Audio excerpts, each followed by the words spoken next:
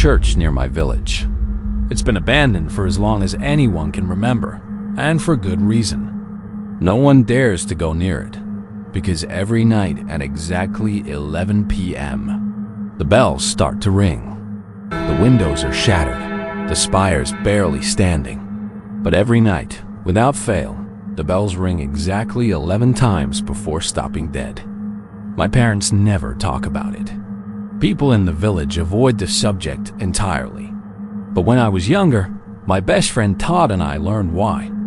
At school, an older kid named Johnny told us the story about Father Davis, the priest who worked at the church years ago.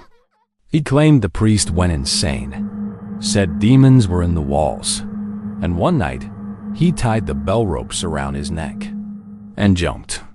The bells rang as his body jerked and swung 11 times. And they say anyone who stays there until 11 p.m. is never seen again. Johnny dared Todd to spend the night there, and of course, I had to go with him. We told our parents we were sleeping at each other's houses. By 5 p.m., we were on the path to the church. Inside, it felt heavy, like the air itself didn't want us there. The altar was crumbling, but the massive black crucifix behind it, it felt like it was watching us. One of the side rooms was the bell chamber. Ropes dangled down like frayed tendrils, swaying slightly in the still air. By nightfall, it was silent, oppressively silent, except for the occasional groan of the old beams, and sometimes a cold rush of air across my neck. Then the bells began to ring. 1, 2, 3. My heart was pounding. Todd got up and walked toward the bell room. I followed.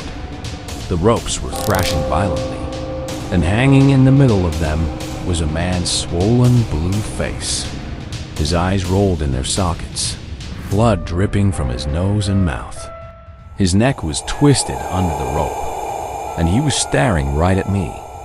We ran, but as we passed the altar, I saw something move in the shadows. A dark shape, a foot with claws, right at the base of the crucifix. We didn't stop until we were back in the village. Todd wouldn't stop mumbling about the thing nailed to the crucifix. I never saw it, but whatever it was, it broke him. Years later, Todd tried to go back to school, but the moment he saw the crucifix above the entrance, he froze and started screaming, saying it was staring at him, smiling. I never saw him again after that, and I still hear the bells every night at 11 p.m.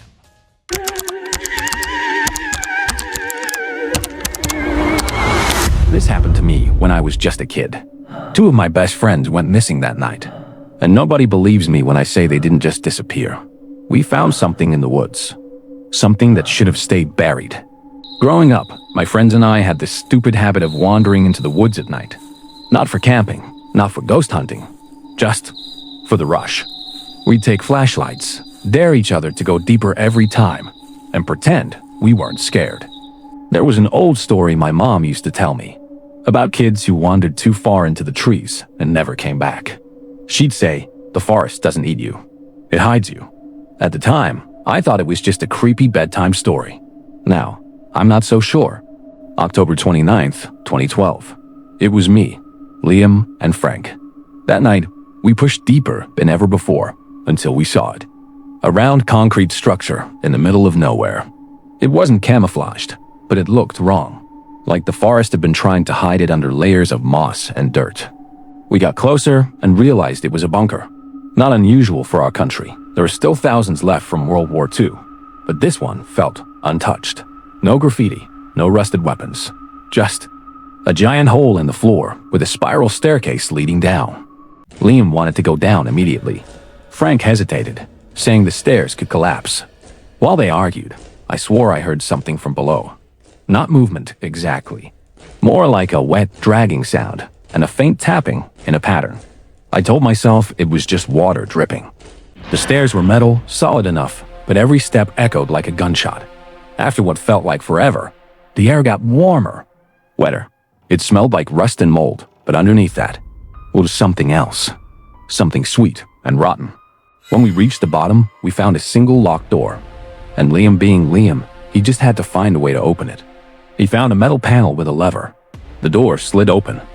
The hallway beyond was lined with open prison cells. Each one had a date painted on the door. July 7th, 1954. August 9th, 1954.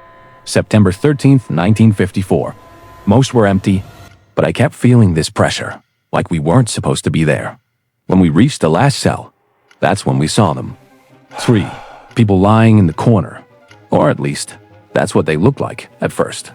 Skin stretched tight over bones, pale as candle wax.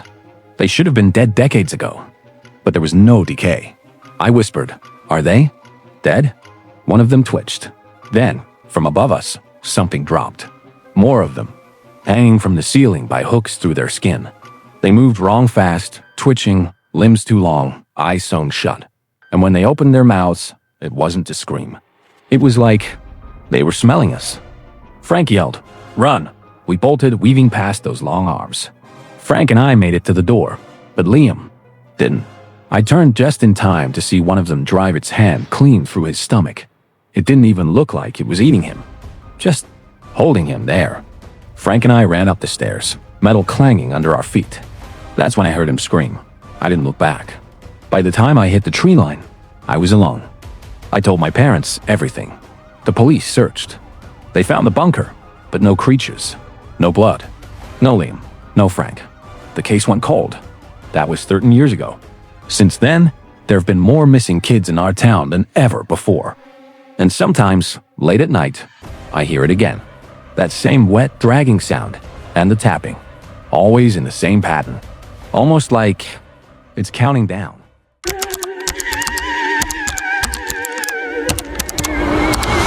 They told me overnight challenges were harmless. But if you're watching this, take my advice. Never stay overnight in an abandoned mall. Back in 2017, I ran a YouTube channel. I wasn't huge, but I had a decent following: urban exploration, abandoned buildings, 24-hour challenges. It was all supposed to be fake. I planned everything like a heist. Entry points, escape routes, props. But that May, I got cocky. I'd found the perfect spot: Cove Plaza Mall. Closed since 2013. No security, no working cameras. Just me, my gear, and an entire building frozen in time. Inside, it was exactly what I wanted: dust-covered tiles, shattered skylights, and mannequins. Hundreds of them, some naked, some vandalized. A few posed like they were mid-conversation. I even joked on camera, moving some into weirder positions. That was my first mistake. Around 2 a maid was in the food court when I heard footsteps. Not mine. Then, a faint plastic scrape. I shined my light. The mannequins had moved. Just a few inches. One near the escalator had its hand reaching forward. I told myself I was imagining it. By 3:15, my camera shut off. Battery fully charged. Dead. I grabbed my phone and they were closer. The mannequin by the escalator was now on the first step. My memory skips here. 1 second I was sitting. The next I was at the far end of the court, gasping for air. Something moved in my peripheral vision. A head turned. Then, plastic slammed to the ground. I ran. I didn't look back. I didn't stop running until I was outside. The footage was corrupted. Every single file. Except one blurry frame. Me sitting on the floor. And behind me, a mannequin. No head. No arms. Just standing there. I never went back. And if you ever find Cove Plaza, don't go inside. They don't like being watched.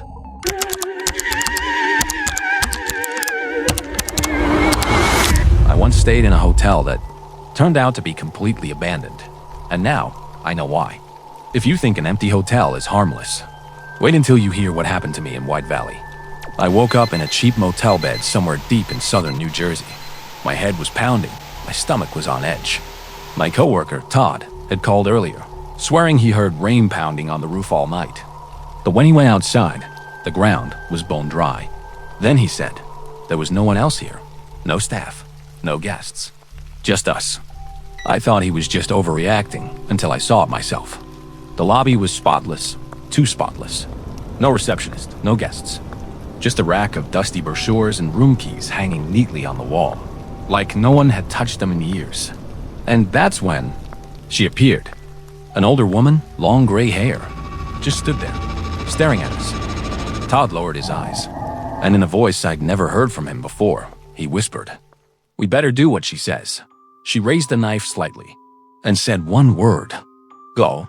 She forced us out into the woods, down a dirt path. That's when I saw them, dozens, maybe hundreds of people, walking in silence.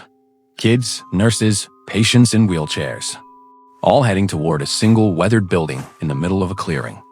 The sign above the door read just one word, "Library." From the attic above, I peeked through a crack in the floorboards. 3 massive steel drums, filled with thick, boiling orange liquid. Women in white uniforms moved in circles around them. A teenage boy limped forward, the same one I'd seen earlier, bleeding and barely able to walk. They made him kneel, pinched his nose shut, and then something slid out of him. A pale, slimy slug wriggled into a ladle. They placed it gently into a smaller drum in the back. The boy screamed. Then another slug crawled from the boiling liquid into his mouth, up his nose, and he started laughing, hysterically, before smashing his head into the wall. Todd panicked. He smashed the window, and in that instant, every head in the room turned, not toward the noise, toward me. They started running. Todd shoved me, tried to push me toward them, but they grabbed him instead, dragging him out, screaming like an animal. I ran, through the trees, through the mud. The car was still there. The keys were lying in the gravel, stained with blood. I got in, started the engine, and didn't look back. 2 days later, I got a postcard in the mail. "Greetings from White Valley. Ignat. Todd K." He was still there.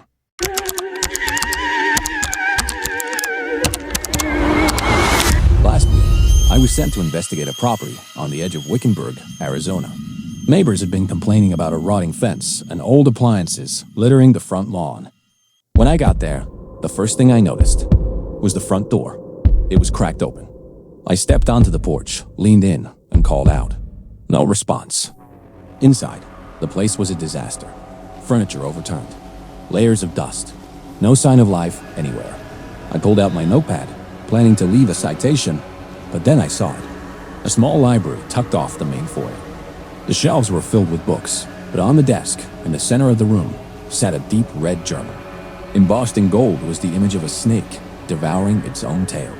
Later, I'd learned the symbol had a name, Ouroboros. Inside was a handwritten story. The title read, "We always come back to kill her." It was long, but I couldn't stop reading. And after finishing it, I couldn't stop thinking about it. Because now, I think it might be true. It begins with a man named Ben. He's squatting in the dust, vultures circling overhead. Except, in his world, they're not called vultures anymore. Names don't matter. Nothing matters. The sky above him is black, has been for as long as he can remember. Once, it was blue, with clouds, but those days were gone. Ben walks into a dead town. On every porch, people sit and stare at him with blank, dirty faces. Their eyes, black as the sky. They never speak. And Ben knows if they did, it would be worse. At the center of town, she appears. A woman in a trench coat. Her hair black, her eyes burning blue. Her name is Madame. She feeds him, clothes him, keeps the vultures away. But her kindness comes with cruelty. And Ben has the scars to prove it. He once had a friend. Her name was Daphne. She made him laugh in a way no one else could, until the day she vanished. All she left was a note. It said, "I'm sorry. I know how you felt." Ben confronted Madame and learned the truth. Daphne had been given a choice, leave forever, or watch Ben die. One night, Madame orders Ben to fix her fence. He works under a bright spotlight, while someone, watches from the darkness. And then, it happens. A single gunshot. Madame collapses, blood pooling in the dirt. Behind her stands a man who looks exactly like Ben, but older, much older. The man drags Ben inside Madame's house, through rooms filled with strange, impossible objects, and into a chamber of smooth, cold metal. In the center sits a chair, wires, machines, dials, a time machine. The man explains. Madame used it to travel back, to when the Earth was still alive. That's where she got her food, her clothes, everything. Then, the man tells Ben something else. He is Ben, from the future. He came back, for one reason, to kill Madame. And 30 years from now, Ben will do the same. It's a cycle, endless, around and around, like the snake, eating its own tail. The townsfolk are breaking in. The man straps Ben into the chair, hands him a key, and presses a button. Ben has no choice. He never has. He never will. When I finished the journal, my hands were shaking. I looked around the study, and that's when I saw it. A dusty photograph of a man beside a horse. He wore a hat that hid his eyes, but on his bare forearm was a long, deep scar from the elbow to the wrist. And now, I can't stop wondering, was this a story or a warning?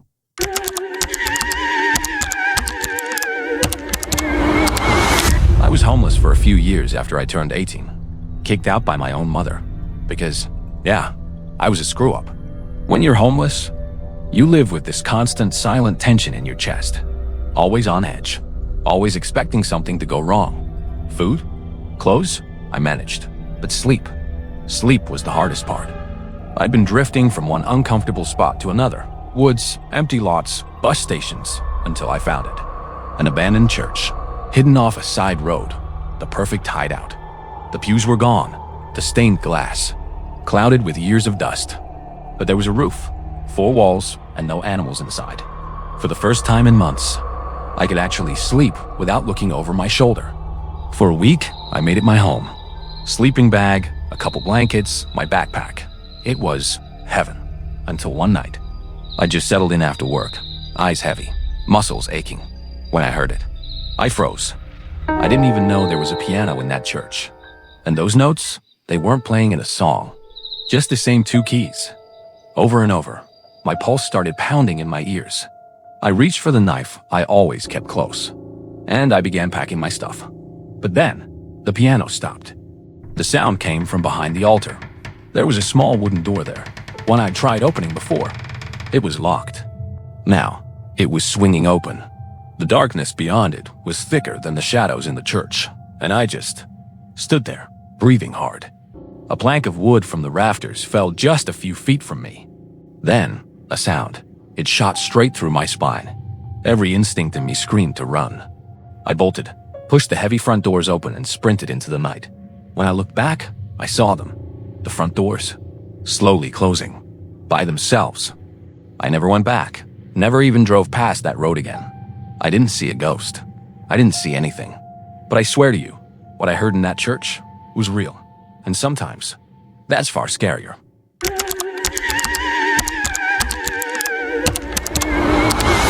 My name's not important, but I used to be a police officer in a small, quiet village in the southwest of the UK. Life was simple. I knew everyone. Everyone knew me. Until one night, I got assigned to guard an old military base. A base that had been abandoned for over 30 years. It was massive. Concrete walls, rusting gates. According to Google, it used to be a nuclear bunker, an underground city. They said it was shut down in the 80s. That night, my job was simple. Sit in a tiny booth outside the main gate, from 10 p.m. to 5 a.m. The first night was quiet. I smoked, watched movies on my laptop. It rained the whole time, at least. I thought it was just rain. The second night, I heard something new, a tapping sound, irregular, coming from inside the base. At first, I told myself it was dripping water. But when I touched the concrete wall, it was dry. On the third night, the tapping turned into scratching. Not just in one place, it moved, as if something inside was following me. When I stopped walking, the scratching stopped too. When I lit a cigarette, it was there, right on the other side of the wall. Rudy, right on the other side of the wall. It was like something wanted me to know it was there. By the fourth night, there was a new detail. A smell, rotting fish, wet, damp and heavy. I called a friend on patrol nearby. When he arrived, the scratching stopped. The second he left, it came back. It was faster now, almost desperate. Night 5. The scratching stopped around 1 a.m. and that's when I heard it breathing. Not mine, heavy, slow.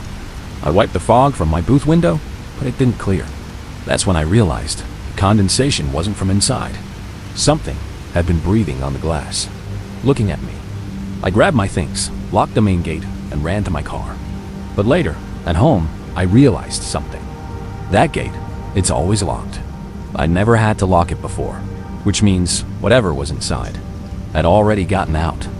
That night, I locked every door and window, turned on every light, tried to watch TV. Then I heard it. A scratching sound outside my house, moving slowly from wall to wall, looking for a way in. And now, I think it's found one.